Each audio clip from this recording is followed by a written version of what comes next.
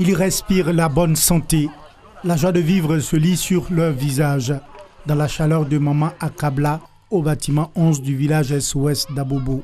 Ces jumeaux ont perdu leur mère biologique à l'accouchement. Maman Akabla se souvient encore de leur arrivée ici au village SOS d'Abobo. Quand ils arrivaient, ils avaient 3 mois, ceux-là. Ils avaient 3 mois. Alors le premier contact, oui, c'était bon. Ils n'ont pas pleuré. Quand je les ai pris, leur maman m'avait dit, celle qui les avait accompagnés, c'est-à-dire une parente à leur papa, parce que c'est des enfants qui ont perdu la mère à l'accouchement. Voilà.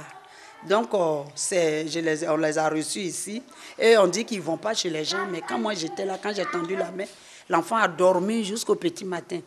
Les enfants, c'est un trésor. J'aime beaucoup les enfants. J'aime être en leur compagnie. C'est des enfants, ils sont adorables parce qu'ils sont sans défaut, ils sont naïfs, innocents, ignorants. Vraiment, je les apprécie beaucoup. Comme ces jumeaux, les enfants arrivent au village SOS d'Abobo de divers horizons. Leur prise en charge adéquate, un défi pour le village SOS. Ici, nous recevons des enfants qui viennent généralement avec des blessures, avec des traumatismes.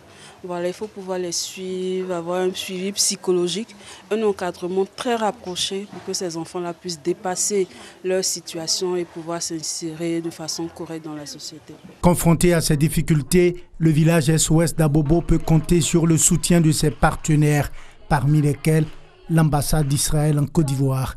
Ce jeudi, les Israéliens ont fait un don de matériel médical au village SOS d'Abobo. Les relations entre l'ambassade d'Israël et le SOS Village s'étalent depuis mon arrivée ici, ça fait presque 2 ans.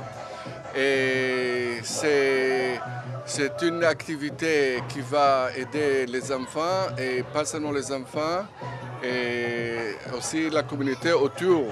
Je voudrais, au nom donc des enfants, de tout le personnel, mais aussi au nom de la Côte d'Ivoire, dire merci à ce grand pays qui a compris le bien fondé du travail que nous faisons pour le bien-être des enfants ivoiriens. Le village SOS d'Abobo existe en Côte d'Ivoire depuis 1971. Il est fondé sur la conviction qu'un enfant a toutes les chances de pouvoir se construire ou se reconstruire s'il se sent aimé et s'il peut aimer en retour. Ce centre a pour vocation, entre autres, d'apporter aux enfants un soutien, une affection durable et les accompagner vers l'autonomie. Le village SOS d'Abobo compte 91 enfants cette année.